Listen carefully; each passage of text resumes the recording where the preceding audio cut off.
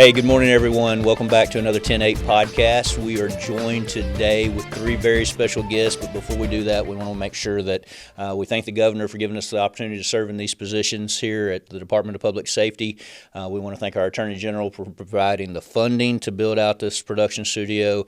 Our production manager, Jonathan Nettles, who promises not to mess anything up. We were paying him a compliment a while ago, and he's a little worried about that now. And then Department of Public Safety Secretary Mike Hager for leading the division. But today we're joined by three prominent law enforcement officers from across the state. Chief Bennett from Hot Springs Village, Chief Richardson from Pine Bluff, and Chief Waterworth for Jonesboro.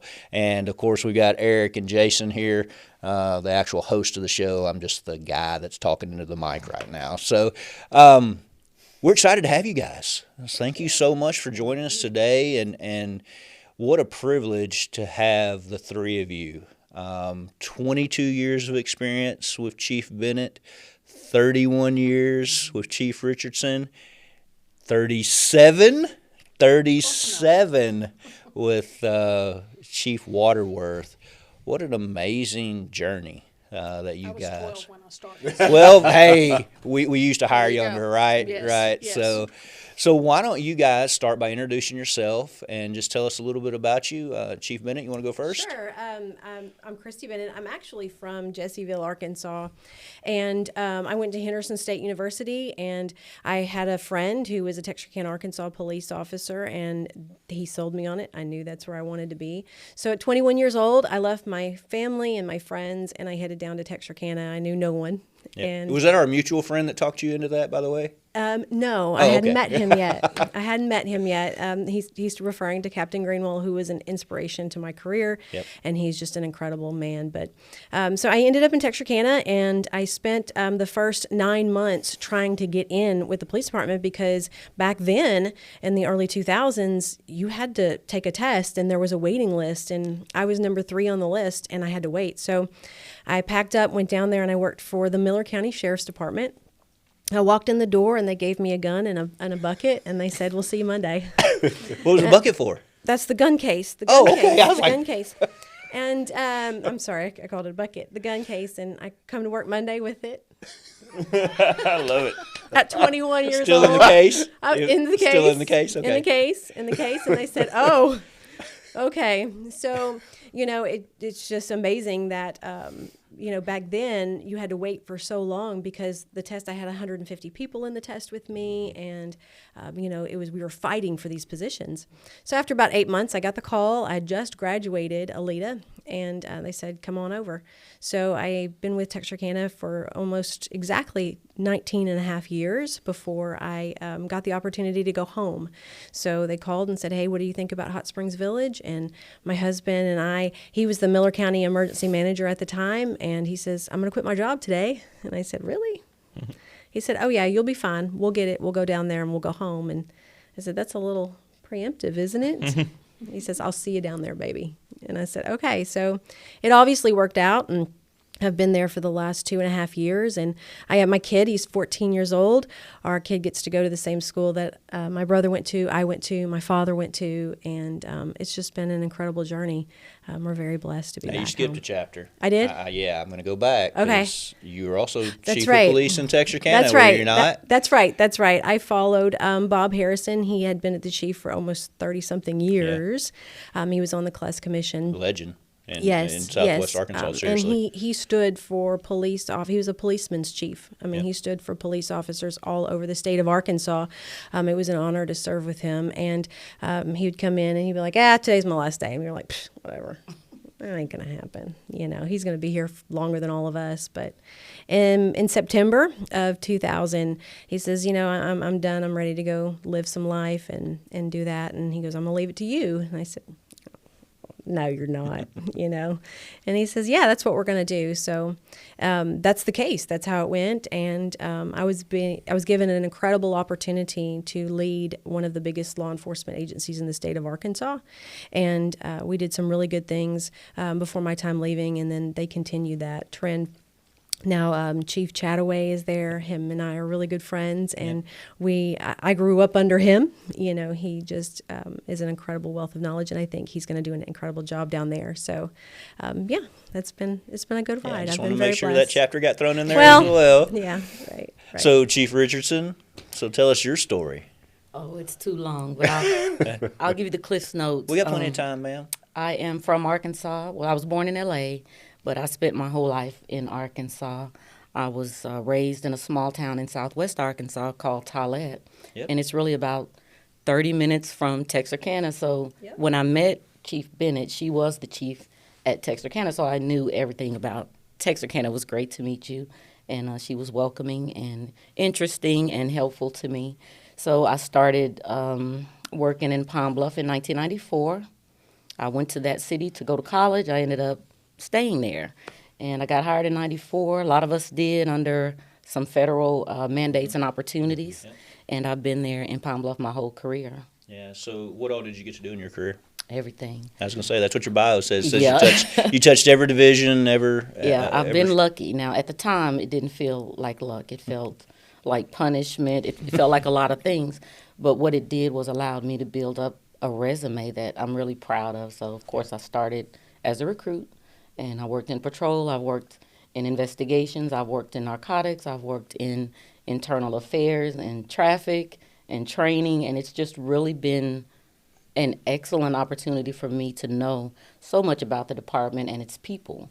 And I didn't know at the time, and we never know, but it was really preparation, because had I not moved around like that and welcomed those new opportunities, I would not be prepared for what I faced as the chief of police. So I'm really grateful to the people who came before me, the people who really kind of saw something in me before I saw it in myself, and sort of poured in. So I'm grateful. So when were you named chief officially? I was named chief in July 20th, 2022. So I'm 2.5 years in, and hoping for the best. Everything you thought it'd be? Yes. And more? Yes, I'll leave it, yes. Yeah, about 6 months in, I was like, what do we get ourselves into? Yeah. Right. It's a lot more than you can see from underneath. It's a lot more than you can see from outside. You really have to be in it. You can train for leadership. You can prepare. You can find a mentor. But really the truest training for leadership is leadership. Yep. You have to be in it to do it and understand what other people have been going through, and just be prepared to help where you can. So it's really been a journey for me. Pretty good journey, though. Great journey. Great journey. Great journey. At times. Great journey. All right, Chief Waterworth. And playing off of what you said about leadership, I mean, that's kind of something that you have to tell yourself early on, hey, I want to be better at whatever it is. And if it's leadership, then take an initiative, like find podcasts like this or others that you can, draw off of everybody and learn from everything. Yeah, we talk about leadership's a constant journey. Absolutely. Yeah. I fell into this by accident.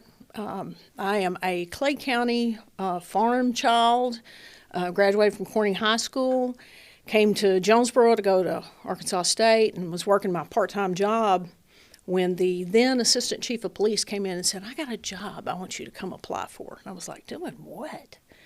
And fast forward about 30 years, and I took his place. Yeah. Wow. And unfortunately, he wasn't around to celebrate that with me. But I'm still here and rocking and rolling. And, it's absolutely fun to come to work every day. Almost. Yeah, I think we all have that almost day once a week. But yeah, so what all have you got the opportunity to do? I started to say, just almost mirror what Chief Richardson was saying. You start out at the bottom and work your way up. And probably my most favorite thing on the planet, though, was working criminal investigation and just, really, really loved that. I had the opportunity to not only work there, then leave, and then come back. Eventually got the opportunity to come back as the commander of that division, and that's always just, really been a passion of mine. But having done internal affairs and all these other things, of course, I've had the opportunity to see so many other aspects of it and prepared me better for what I'm doing now. Yeah, because you're leading the operational side of one of the largest departments in the state right now. Top 4 or 5 in the state. I don't know, size-wise, we're 176 sworn, so. Plus civilian when you can staff, get all so- the holes filled, mind you. Yeah, if all the holes were filled. Yes, plus a civilian staff, so well over 200 people. Yeah, an extremely fast-growing So, metro area Yeah, up there. it's so a lot of wonderful metro challenges. area, though. I mean, it is absolutely fantastic place to live as well. Yeah, we'll be And up there I've tomorrow. I was been very fortunate, to not have to move away to somewhere else to find that kind of atmosphere that was a good place to raise my kids and everything like that. Yeah, so So I love when we get to visit with long-serving officers and chiefs, and especially you, Chief, talking about, what? You want me to come do what? Mm-hmm. Each of y'all, did y'all have that moment when you got to put the badge on and you took the gun out of the case? Yeah. And you got to do the work where it was like, oh, wow, this is what I've been looking for. This is, and if you had that moment, do you still get that? Do you still have those days? I know we talk about hard days, but you still get that feeling in the morning. It's like, this is where I'm supposed to be. Every day. Even now, I feel like I get to share in and capitalize on the good feelings that my officers encounter. Because when they do a good job, it's part of that's because I have tried to nurture and afford them the opportunities to do those things. And it's to see them grow, especially as a new sergeant or a new commander, and then get excited about taking care of their people, how excited they get whenever they said, look, this guy's doing great and he did this. And it's really neat to see that kind of go down, because I remember those days. I remember being that officer that I had a really good sergeant or lieutenant just take me in and teach me something that I'll never forget. But if it wasn't for them, those great sergeants and leadership teams that I had, I would never be where I'm at, because they saw something in me. Whether or not it was there, they just wanted to make sure they could bring that up. And that's something that I've always tried to do, is to try to work or promote up to do more. And it's all about your people, and try to get them to where they're going to take over our spot, and do it well. I feel it every day. I love it. I don't know if it's the stress, if we've gotten used to it, if it's a part of us. You all know what I'm talking about. It's just when you find yourself maybe not having something to do, you try to find something to do. You just work. But I remember very clearly when I was released from the FTO program, and I was on my first day by myself. So that feeling that you get when you sort of, okay, now you've got to stop the car. Now you've got to approach the car. And you try to remember everything. You try to remember your training. I still do that in terms of how I approach everything. It's sort of systematic. So, yeah, I love doing the work. It's still exciting to me. Believe it or not, as long as we've been in it, there is something new. Every day. There's someone does something that you've never seen. You think you've seen it all, but someone does something that you have absolutely never seen, or you learn something that you didn't know, or the law changes, and you have to relearn something that you thought you knew. So it is different every day, and I feel like that every day. I'm sorry. I'd love to hear the transition too. The transition from I was fired up to do the work, answer the calls, do the things. Now we're transitioning to where the fire comes from seeing these younger officers realizing that potential that you see in them, that maybe helping them realize it. I love to see that leadership journey. I love to hear it. So thank you. Well, Kristi, you talked about succession planning, though. Planning for the next you. What does that look like? Did you have somebody that mentored you? I did. Like I said, I was a 21-year-old girl, and I came in with that attitude where I didn't want any guy to ever be scared to come to my calls. I wanted to make sure that they knew that if Kristi was there, things were going to be handled. So I tried to always have the most arrests and the most calls and the most traffic stops. And I had sergeants that would come to my calls, and they'd pull you back. They pull you back, but also take extra time to stop me from doing something completely stupid. And if it wasn't for them, where would I be today? I could have, made a fatal mistake, but they put it right there. And they weren't nice about it either. I know, we're in a different time when it comes to being able to hurt feelings and things like that. But that was not an issue back then. I mean, they did what they had to do. But they also carried me. And then whenever I did something wrong, they would sit there and they'd be like, all right, let's go eat breakfast and talk about something else, And they made me feel like I was part of this team and I was part of this family. And you had a few that weren't like that. I think we all do. We all do. But I had a captain. His name is Glenn Greenwell, and he called me when I was on night shift. I love night shift, and that's my jam. I'm a night girl. I don't like to be out. This is really early for me, by the way. So anyway, and he says, I need you to be our PIO. And I said, I'm not doing that. There's absolutely no way. And they said, well, we're going to either make you the PIO or you're going to day shift. And I said, well, then I'll be the PIO. So I was the PIO for several years, and I was given the opportunity to, because, in most agencies as the PIO, you kind of fill in where needed. So, because there's not a whole lot of PIO stuff always going on. So I got to spend time in all different divisions and doing all different things. So unlike just a regular patrol officer, I was kind of moved around quite a bit, and I got to experience things. And I had just the most incredible leadership that would, show me things, because I was excited about learning new things, and they were still excited about teaching new things. So that kind of drove that into me, that if you're going to do this, do it always 100%. And before Captain Greenwell left, he said, you've done all of these things, but I need you now to do this, and then you'll have it all. You'll know how to do things because you're going to need it in the future. And I was like, whatever. I've got a few years left, and I'm going to retire out, and I'm going to go work at Oaklawn in the club. That's what I wanted to do. And he was like, okay, so, and that was finance and budgeting and things like that, because I have never really cared about any of that. So he forced me to work on budgets and numbers, and I cried and yelled at him and told him, don't make me do this. And he says, it's going to come around one day. You're going to need it. And it absolutely was. So, I just think that our supervision and leadership in law enforcement is what is going to make this profession sustainable. And, like all of these three women here were all like-minded, and you guys, I spend some time with you guys, leadership. You guys are putting so much into leadership right now in class, unlike I've ever seen before. And my guys are excited about it. I have 3 new sergeants who's just biting at the bit to get. One is in Texarkana right now at the wellness week-long class.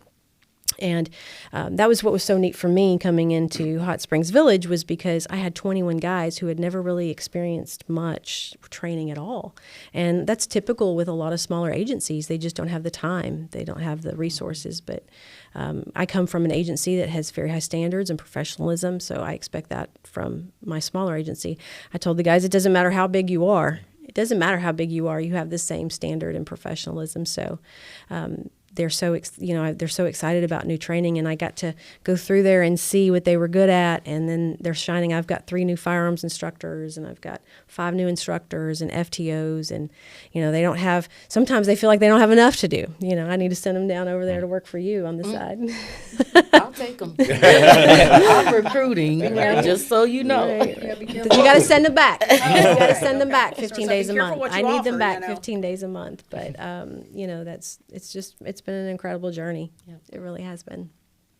So you brought up something in your statement. You felt like as a new officer, you kind of had to prove yourself. I did. And y'all? Absolutely. I really did. Talk about of that. Of course, I didn't bring my weapon back in the box, but That's great. Day one when he said, "Okay, so you know how to shoot a handgun, right?" And I was like, "Never have." Oh my gosh, almost total meltdown. But he made sure I got through that. And to be fair, I had been hunting, so I did know how to shoot a long gun, just not a handgun. But there was something about, maybe it's our own internal thing. I think it is. But there was something about, it's just like I remember being a detective, and like, here's my calendar. Every day has to have a case closure on it. And I'm not talking like, misdemeanors or something like that. Felonies with multiple suspects or whatever like that. I felt like every day there needed to be an accomplishment to rack up. Do you think that's the drive of just being a rookie officer or a new detective? Or do you think, because you alluded to it, being female? I'm not a guy, so I don't really know. But, I've been asked before, did you have people that were against you and things like that? Well, sure. But I think every officer has that, whether they're male or female, right? Right. I just didn't care. I didn't care what they thought. I just wanted everybody around to see that I worked harder than everybody else. And that's how I've always been my whole life. So that doesn't change anymore. So I couldn't tell you if I think it's typical. But then for on the being, flip side also, is it due to we're like that, we're where we are because we're like that? right? Could be. Now, your question about proving. Now, when I started, we had probably 5 women in the department, and the department was bigger at that time. So the percentage was about 3%. Yeah. So now we're at 26, 27%. That's unbelievable. It's unbelievable. But we've been holding there for about 6 years. So we've never gotten over the 29.7%. So there is a stall out in terms of women coming into the profession. There were more over the last 10 or 12 years. What created a culture in Pine Bluff, though, where you could recruit female officers? Because a third of your agency at one point in time, that's incredible. Well, when I first started, I actually worked some recruiting, and we went all over the state to recruit. But it was just, you didn't see a lot of women officers. So with the prevalence of social media, and everybody's doing something online, so you actually get to see it. And when you don't see something, you don't even think about it. You don't think you can do it. That's why, to me, representation is really, really important, because if you see something and you know it's achievable. So when I first got hired, there was some question about whether or not to hire me because I was small. So a lot of times, you know, I thought people were giving me a hard time because I was a woman. It was because I was small, you know. And we had a commission at that time. We don't have a commission anymore. But there was a woman on the commission. There were 2 women on the commission. And one of them spoke up for me. And but it was my size that was an issue. So, of course, when I got into the FTO program, my FTO was 300 pounds. So they balanced it out. So there are a lot of things, preconceived notions that people have about who should be in the profession, who should be leading the profession, who should be doing what in the profession, because we all know there are certain jobs in a department that seem to be relegated to women. So you have to break out of that. And what you said about just, I'm working hard, I think women who don't mind working, because we're not homogenous. There are all kinds of women in this profession. But for those of us who work hard, we have to learn that that's not enough. We tend to think if we just go in and work hard and keep our nose down and just grind it out, we're going to automatically be considered, we're going to automatically move around, good things are going to happen. Women have to learn that's not enough. You need to talk to people. You need to make some connections. You need to network. You need to train. You need to get some certifications. So that's where the mentorship comes in. I did not have a mentor. I didn't have a mentor probably until I was at least a captain. Wow. And they were external that I sought out for myself. Internally, I didn't really have a mentor until I was a deputy chief. It was at that point that someone really said, this is what you need to stop doing. Or you're getting too angry, or you're being impatient. Sort of just told me about myself and what I needed to do to level up the quality of my work, to, you know, sort of show yourself approved. So you don't just go in and do the work and that's your approval. There are lots of things you have to do. If you can't talk to anybody, it doesn't matter how hard you work if nobody will talk to you.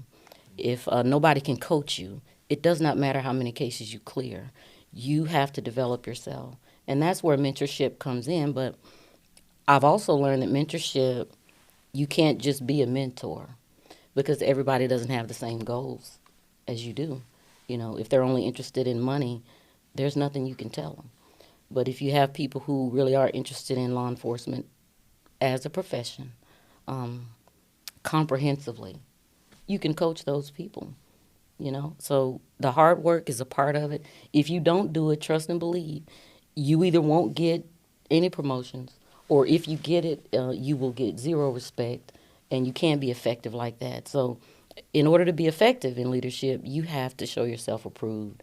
And that's just by doing the work, putting the time in, listening to people, because we can't get in these positions and close everybody off. I have to talk to the recruits, and I have to talk to our first-year officers, our first-year sergeants. I have to talk to people at the Department of Public Safety, and just move around and sort of keep Pine Bluff in the narrative and act like you want to be in the position. For so long, people are in these jobs and they are so mean. they're unapproachable. You avoid them. So your opportunity to learn from them is just cut short. So you have to be approachable and keep yourself open. I think women are good at that because of our size, we could not depend on brute force to make an arrest. We couldn't depend on some kind of physical tactic. It would not work. I've talked people into the backseat of that police car and then have them tell me thank you. So you have to learn how to communicate and listen. And really, that's been my saving grace. But it took somebody to tell me, you need to listen.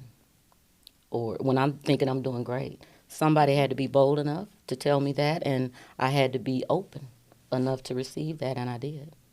Wow. Lynn, did you face any of the same issues? Oh, always.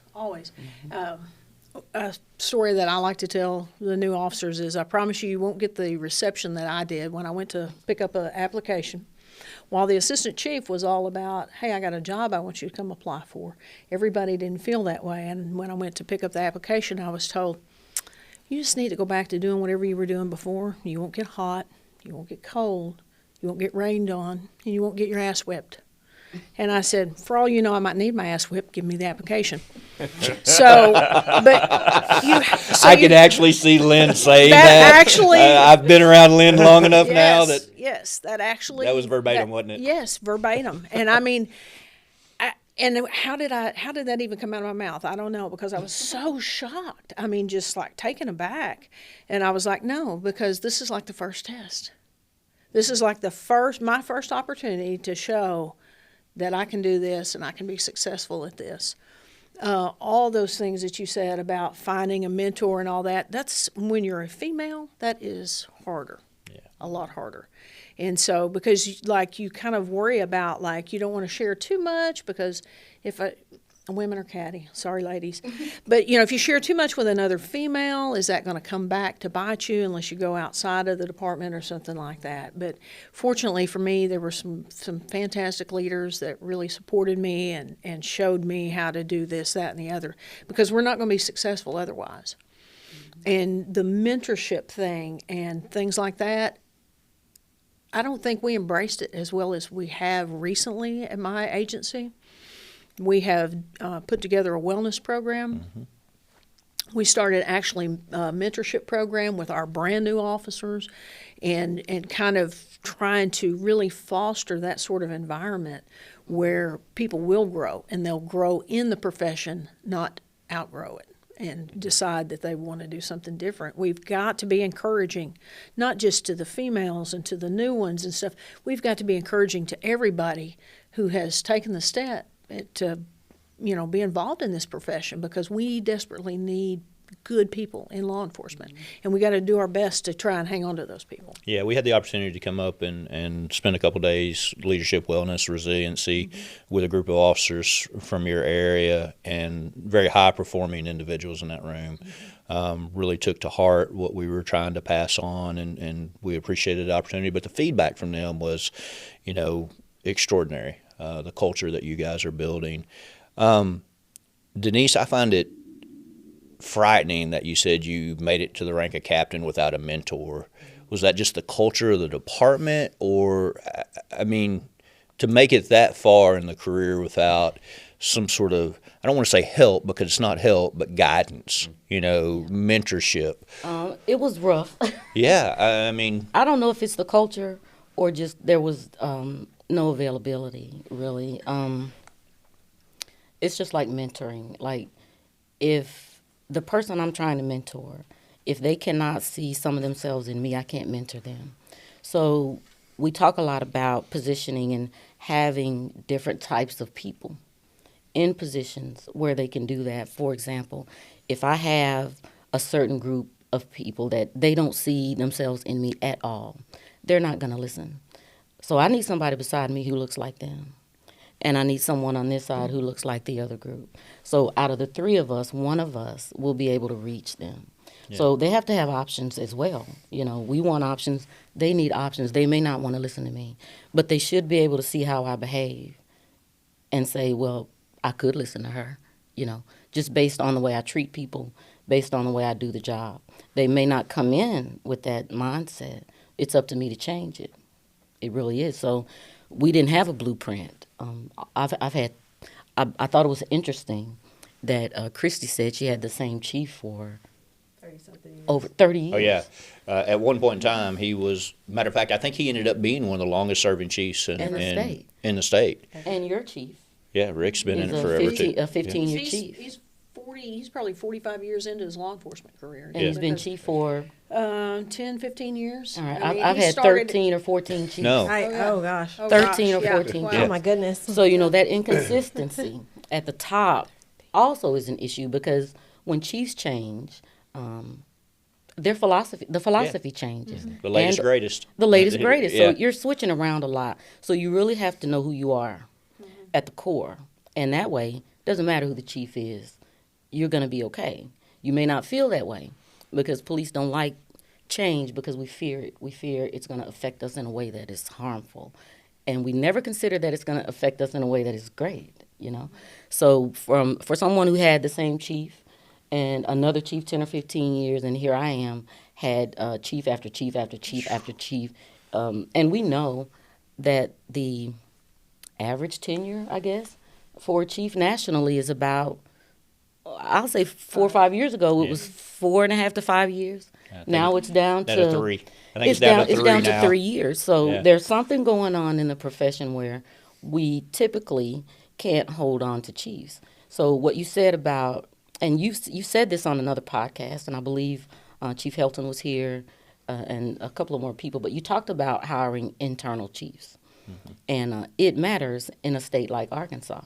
Number one, we're small enough to have big time problems, but we know each other. Yep.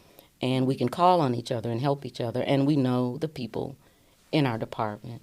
So inconsistency is a problem. Mentorship is a problem, as you know. Generationally, we're just different. Gen Z acts different from boomers. Boomers act different from Gen X. Gen X holds everything in. They're not receptive to a wellness program.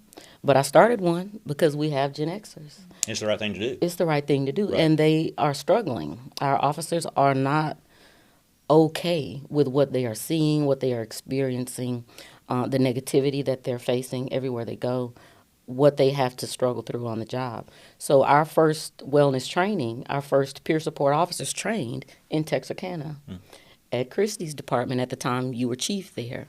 So we get to see each other. And then when we started our accreditation program, it was Lynn who helped me with that. So we have to be available and open to each other. So there were no women for me to call on in 1994, 2004. There just wasn't a blueprint. So we had to figure our way. So the fact that I made captain without a mentor, without the proper assistance on what kind of training do you need? Yeah. I just was working hard and blessed and praying. And I don't know how people feel about their religion, but I pray. Yeah, we talk about it all the time on the I podcast. believe It's in fine. Jesus. Yeah. I have to pray my way through a lot of things. You don't know what's coming. It's like what's behind door number 3. You don't know. So you just have to get yourself together and make that move and step out on faith, which is what I did when I started, kind of like you, give me the application on faith. And when you enter these leadership positions, you do that on faith as well. Well, I will tell you, ladies, y'all are truly amazing me. And early on, we sent a notice out, hey, please tell us what you want to hear. Well, what is the next one? I will tell you, for me personally, leadership, females was the number one thing that I received. So there is a thirst and a hunger for females in the state of Arkansas who want to hear from you. And y'all have done an amazing job kind of giving that advice. You've talked about mentorship. You've talked about leadership.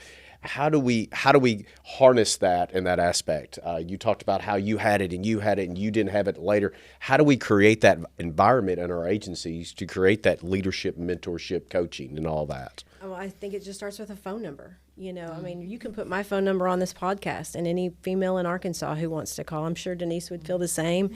And right, so it just starts with being open to that phone call and starting to push it forward. I was like her. I didn't have, sitting here thinking about it, I didn't have any females either, really. And I thought, well, that's a good point. We had 5 when I started, and then when I left, there were 16. So I do. We had one. Was it you? One other. I was the one. That one left. Went to state police. Imagine that. Not long after I started, so I was the one for a hot minute. But Yeah. just one or two for quite some time. So, So when you left, you were at 16, which was probably 15, 20%. I have no idea what it is. Yeah, probably now. 15, 20% of your Probably. department. You had gotten to close That's to a just third, incredible. We 30%. were close to a third. We were at 29%. Where are for you about guys 2 now? years. we're dragging bottom because we're only 11, 12. That national average, 11 or 12%. Yeah. Right now, and I feel like when you said something about going to recruiting things, that's what I did. Went to some of these recruiting fairs and looked across the room and went, Yep. You'd be a great police officer. and she looked around Yep. and she came and she gave us 10 hard years. But she, she's got 5 kids, and so she ended up going away for a career that would be more beneficial to her home life and her family life. And it's not easy either, because whether we realize it or talk about it or not, while things are a whole lot different than they were 30 years ago, there is still some cultural and societal expectations that the female is the main person to take care of the kids. And it's different for your home life, not just on the job. And so we're kind of at a double whammy, I can't tell you how many female officers have said, well, my grandma doesn't like it that I'm not there to take care of those kids at night, especially if you're the person that loves the evening or night shift. And so, it's a double whammy. And so we have to be encouraging and just try to reassure women, you can do this, and your kids will turn out relatively normal. I promise. Relatively. Relatively. Relatively. My husband said the other relatively day, he normal. said, "Man, this kid's going to either cost us a lot of money in therapy or lawyer fees because the things that he sees." And I don't keep anything from him. I mean, I No, let I him. didn't mind either. I let him see and hear things. It bothers them. It does. I didn't know till my son was about 12 that he actually was worried. Right. Sometimes. And, you just have to talk to him and let him know. But women need the same thing men need. If they're in this profession, they need support at home. Right. And a lot of times, our male officers are the same. They may not have support at home. So it's important to keep an eye on them. But women have to have the support if they have a partner, of that partner. If you don't, their career is going to be short or problematic. But what you asked, Jason, about how do we fix that, Yes, ma'am. there are several ways. And you all really have done a lot of it. 2 things. I met you again, and I met you for the first time, I believe, at the Chiefs Conference. Now, as members of top leadership, we can afford to go. We can get the permissions to go. I think it's important that we open up some of these options that we have to sergeants, to patrolmen. They need to come and see what we are doing. They have no idea. There are so many organizations I didn't even know about. I wasn't able to get in those organizations. I was not able to get the department to pay for the membership until I was a lieutenant. So I never even knew about them. So departments have to do better at opening up opportunities and creating opportunities for younger officers, male and female, to join trade organizations, to understand that we are working in a vacuum in our cities, and you need to know what is going on across the state, across the nation, in policing. And if we don't open that up and we just take all of that knowledge and all of those opportunities and we hold them for 8 or 10 people at the top, we're going to lose everybody at the bottom before they ever get an opportunity. So departments, we have to put some money in the budget to pay for memberships. If they need to go to a conference, send them to the conference. Let them see what's out there. Now, the risk is I'll send them to Jonesboro, and they'll say, I like Jonesboro, and they'll leave. But you have to take that risk. Mm-hmm. But we have, as women, we all have excellent male allies in this profession. They're in this room. Chris, I met you. You were talking to a group of people at CJI. Yeah. So I went there to support the graduation of someone, and there you were, up there making things happen. You gave me an opportunity to speak at a leader graduation. That had to come from somewhere. I couldn't put myself on the program. Jason, I'm going to tell you a funny story about Jason. There's a lot of funny stories about And that. I'm going to tell you how all roads lead to Arkansas. ma'am. Jason and I have a mutual friend. I have a group of friends that I met in Kentucky, in Louisville. And one of them is a deputy chief at Bowling Green, Kentucky Police Department. I love her. She loves me. And she asked me, she said, you're from Arkansas? I said, yeah. She said, do you know Jason? I said, well, there are lots of Jasons in Arkansas, but people think that if you're from Arkansas, you know everybody in Arkansas. So she described Jason to me, and I didn't know him.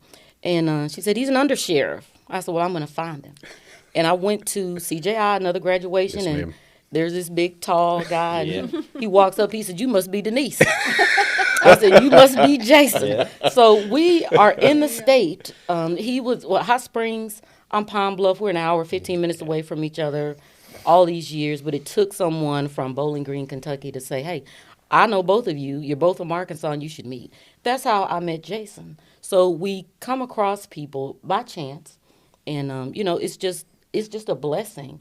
And when you're a good person, Jason's obviously a good person because, and her name is Penny Bowles, Deputy Chief Penny Bowles. Let me give her a shout out. Hi, Miss Penny. She would not have asked me, do you know Jason?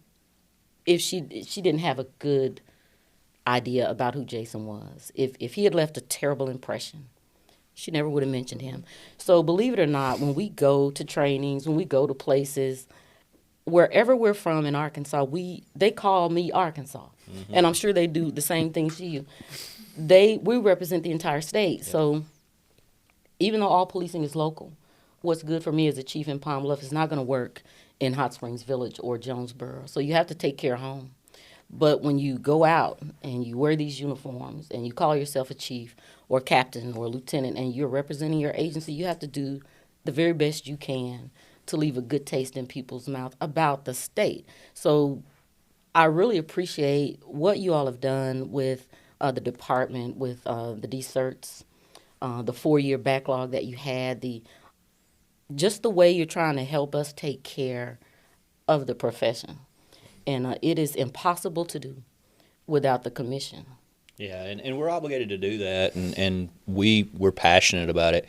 But you talk about those relationships, and we spend a lot of time talking about that with the Metro Chiefs here in Little Rock. One of the reasons they work so well together is because of the relationships they build. And I didn't know the relationship that the three of you had until just a few minutes ago. I feel very fortunate in my career because as a baby narc, coming straight out of patrol, 13 months on the agency, I was a brand new baby narc coming from patrol, had a female partner. Best cop I've ever worked with in my entire career. We worked 3 years together in a car, side by side. But you had that opportunity. Oh, totally different perspective, and then the things that I learned from her. And then when I went from being a baby narc to a homicide detective working violent crime, I had a female sergeant and Susan Watkins. And I learned so much from Sherry Spear and Susan Watkins. And so I never had a second thought about a female's ability to do the job because early in my career, I had two that I worked side by side with for countless hours. And so to hear that you guys face those challenges, and I'm not going to sit here and say that I don't realize that those are out there. I was very blessed to be partnered with some great cops, not just females, but just great cops. And I got a different perspective on it. So, but that relationship building, those relationships I had with them were so instrumental in helping me and having future conversations with other folks. You also brought up the point, and we always like to circle back to this, regardless, male or female, you got to have a support system. Eric, you want to jump in on that? Yeah, so I'm sitting over here, and time again, right? These podcasts, the opportunities that we have in this room, it expands for us. Yeah. So y'all are showing me a different perspective that I didn't have before, and two main areas of that was one was the mentorship thing. I wouldn't be where I'm at without people that poured into me and mentored me along the way. And I guess I just kind of took it for granted that everybody had the same opportunities. And Eric, no, they don't. You know what I mean? But that's a perspective I didn't have until we sat down and we had these conversations. I think back to like female officers I hired in with and progressed along like the same path. I don't know who she looked up to. I know who I did. I know who poured into me and built into me. I don't know. I feel like the one I'm thinking of, I feel like she ended up where she did through sheer grit, determination, and resiliency like you did, Chief. And thank y'all for that perspective. The other side is the family side. We're trying to change the narrative on it's okay for your family to be first. It's okay for that to be the priority in your life. It should be. It's not just okay, but it should be. But in the meantime, let's go back a couple generations of cops that have been doing this job, and it was completely socially acceptable for you to pour everything into it and the family to be second.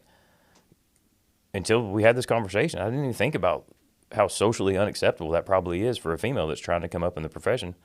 I can't imagine the backlash probably that would be pushed on it. Whereas we're trying to change that narrative to tell all officers that, hey, family first. On the other side of this career, you're going to want them. You got to take care of them so that they're on the other side of this. But y'all showed me another perspective that I hadn't considered before, and I thank you for it. I feel like, again, often I'm getting more from these conversations than. Because when you leave the profession, there's having experienced this rather closely, rather recently. Yeah, recently. So my kids were double dinged, by the way, because mom and dad were cops, right? My husband just retired. And so end of this month will be the end of his, first run at a law enforcement career. So we'll see whether or not he goes back.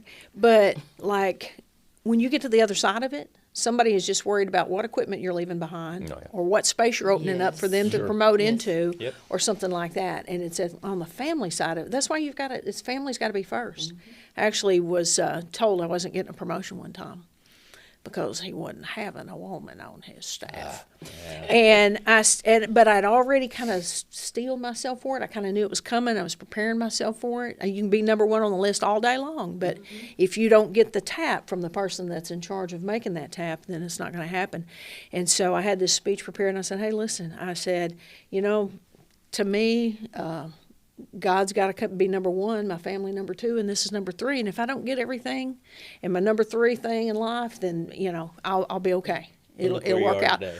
I said, plus I'll be here long after you're gone. Absolutely. And I was. and I was. Promotion. I had the same thing said to me. And he told me to my face, he said, I will never promote a woman to the rank of lieutenant. I think the rank is too heavy for women. And I said, okay, do what you have to do. I'm going to do what I have to do. And the rest is history. Yes. But I said that to say this. I've been skipped for promotion several times, sometimes more than once in 1 year. So I say that to anybody that you have listening or will tune in. If you've been skipped, if you're in the process and it's hard, it's difficult, just don't quit. You're not going to get everything you want when you want it, but please don't give up, because I'm sure you've been skipped. You as well. Opportunities come and go. Sometimes you get them, sometimes you don't. But I want them to know, don't quit. Don't stop your process. Absolutely. Don't get angry. Don't close yourself off. Continue to grind. Continue to test. Continue to train. And just keep pushing. It's coming. It's coming. But if you take yourself out of competition or you act such a fool that nobody is going to consider you again, and you shoot yourself in the foot and blame everybody else, that's your fault. So when the hard days come, and they're coming, just don't quit. Remember why you started. Remember your why. And I'll take a quote. I'll steal a quote from Colonel Hagar. He came to Pine Bluff and was talking to us about some things, and he said, never walk past a problem. That's right. And that's what he says. And he says, how do we get to yes? He says both of those things. So as old as I am, I can take nuggets from everybody, and we all have to know that. I can learn from anybody. So, when he said that, it just made perfect sense. It was an easy way to explain to people why we do what we do, or why your supervisor is on you, or why you got a disciplinary.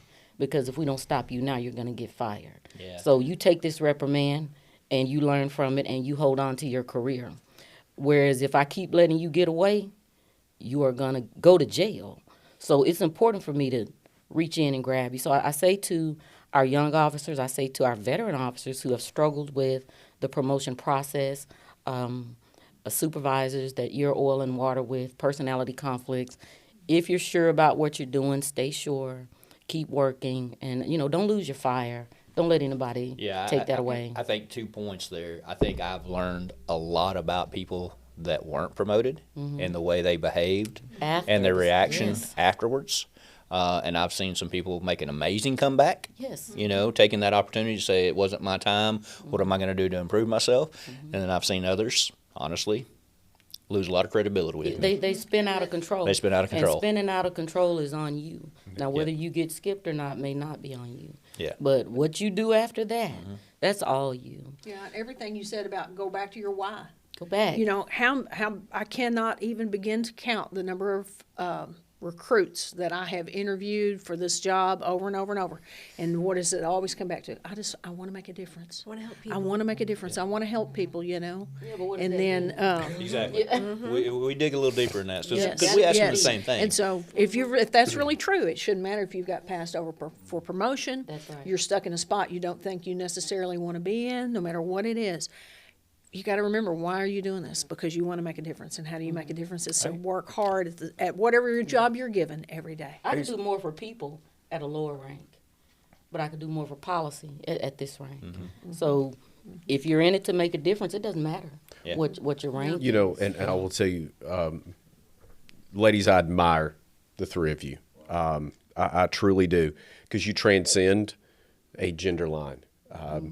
You know, yes, you're law enforcement leaders, you are female, but y'all are so much more than that. Y'all have educated me today. You inspire all of us every single day. The partnerships we have built with each of you, it is truly amazing. So I think for our listeners and for make sure y'all understand, we respect you as the individual in your positions, because y'all earned them. Y'all earned them. Thank you. And so thank y'all so much. I'm sorry, it's been absolutely amazing, the advice you are giving, not just female police officers, Just officers. in but general. officers. And You know. I don't know, I get excited about that. I truly do. So let us encourage the three of you, though. Let's talk about our leadership from our past two graduating classes. Yes. You want to speak to that real quick? In the individuals in those positions? Yeah. So you talk about strong future female leaders in our organizations. So in last year's class, our Northwest Academy, we had two females that were our class leaders. So we had a class leader and then assistant class leader, both females, on. and amazing young lady. There is a young lady. She is with the Garland County Sheriff's Office. You mentioned the why. Her why is absolutely moving, and the dedication and the excitement she has. And so part of our conversation about bringing you here today was from her. Yeah, both classes. And yes, thank you. Both classes of we need to hear from strong female chiefs and sheriffs and across the state. And so we are starting to see that change in our aspect, and they earned it not because of gender. They earned it because of work. They were great cops. Oh, yeah. And they're going to be great Oh, cops. amazing. I think getting to hear from y'all and like-minded female leaders, it's like gas on that fire. They already got a fire brewing in them. And these specific officers, we saw it when we were teaching those classes.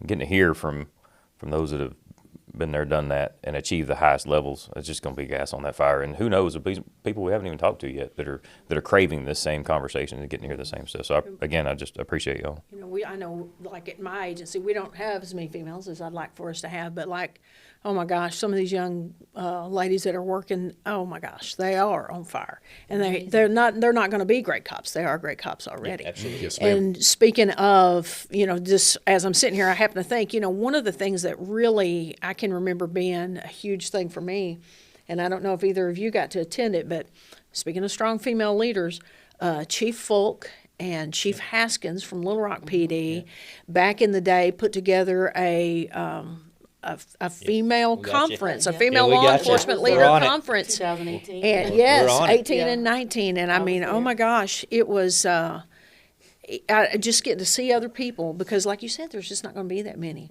And getting to find other females that sometimes you may or may not actually have an opportunity to connect with in a class or a training somewhere. that can be a huge benefit. It was And then- important. yes, very much. And I That's think it where helps I those met- young, Yeah, I met young Crystal ladies. there. She's in Washington now. Yes. But they also brought female leadership in. So I had an opportunity to meet Chief Vera Bumper. She's Houston Metro Chief.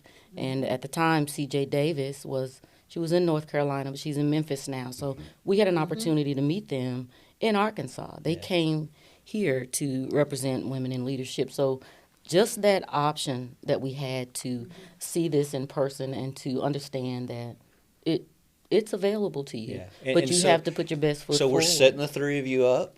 All right. So this was We're very set up intentional. now. We're very intentional about what we do in this division. Mm-hmm. So we're circling back around. We're going to have a Women in Law Enforcement Summit this summer. We would be awesome. expect the three of you to attend and help Well, us we speak love to into. help. I'm gonna speak for them. Yeah, absolutely. Attend and drag some others with Yeah, us. absolutely. Yes. But No, they we were do. both kind to me. Yeah. When I met them, they both gave me a phone number, like she said, and said, call me anytime. So even when Kristi left Texarkana, I had the same number. So being available and letting people know that we are available, it's highly important. Yeah. All right, Chief, close us out. Parting words. Parting words. Well, again, it was really neat to come and see. I get to learn from Denise too, and it's been an incredible journey. And thank you guys so much for doing this. I've watched all of your podcasts. One of your podcasts we used as shift training the other day. So we're just so thankful to have our top commission be so supportive of us. You're seeing it at the academies. You're seeing it with the recruits that we're getting home. They're really well prepared. The last few have just been incredible, and it's because you guys have been working so hard to bring that level of professionalism for our law enforcement across the state, and it is very well received. Thank you so Change much. in continuing ed for everybody that's Yes. more available than ever before is outstanding. It is. Yeah, we are passionate about it, and you never know how long the season's going to last. We say this all the time. We're in this season for a very specific reason. Don't know how long that's going to last, so we better take full advantage of it. The door's open. We were fortunate enough to be selected to be in these positions. We're going to take full advantage of it because we didn't in the past, right? And having come from a chief's position, we believe that relevance is important, and we have 14,000 officers in the state of Arkansas, and we feel like it's our obligation to take care of every daggone one of them. That's right. So, but what a great conversation today. I just appreciate the three of you so much. You're all very close friends of mine.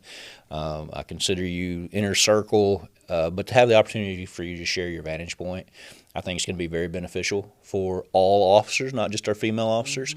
But I also hope that some of our female officers that are maybe hesitant about taking that next step or are feeling pushback for whatever reason, they look at the three of you and say, if she can do it, I can too. That's right. And I Absolutely. think, and that's what we want to do. And I'm telling you, we've got some amazing young men and women coming into the profession. This next generation is going to be phenomenal. They're some of the I think smartest so too. young men and women I've ever seen. I truly appreciate that. From all of us here at CLEST and the 10-8 podcast and the Department of Public Safety, we're signing off, but we're never out of service, right? So thank you Never guys. out of service. Thank y'all.